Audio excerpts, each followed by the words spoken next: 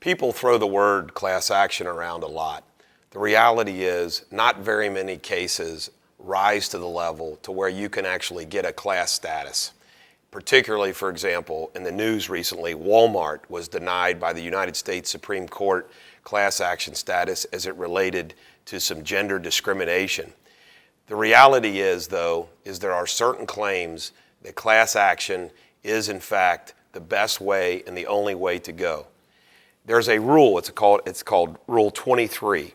It's in the federal rules, it's also in the Ohio and Kentucky rules, which governs class actions.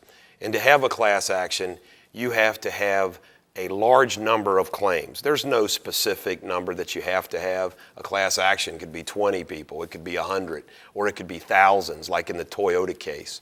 But a class action involves a certain number of people that have been wronged that have what we call commonality of injury or commonality of claim.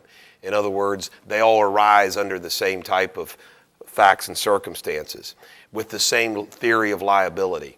And the reason why a class action is very important is because it avoids repeat litigation. You can imagine if you have 1,000 people that took a drug and something terrible happened to them, if there was 1,000 separate lawsuits. There's also something now which really, it's not really a class action, it's really considered multi-district litigation, which is a class action. But what it does is they merge all of the claims, like in Toyota. They take all the claims from around the country and merge them in front of one judge, in front of one court. And if you're not in the on the committee as a lawyer standpoint, you even lose control of your own clients. My office does in fact handle class actions. We have several class actions that are pending. The defendants always fight them ferociously. The most recent one that I filed is one against the sanitation district due to the fact that they had billing errors due to a computer problem which they didn't correct. The bottom line is, if you have a claim that you think is a claim which others have as well as you, it might be a class action lawsuit, even if it involves a small amount of money. That's the other thing.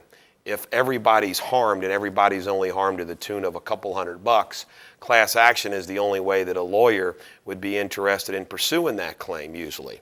But we handle class actions. If you ever have a case that you think might be a class action, we'd be happy to talk to you.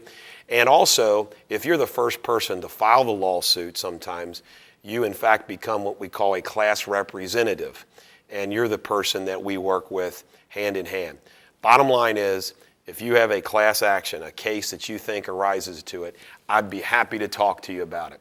This is the Bulldog. Remember, every dog has their day. I hope tomorrow is yours.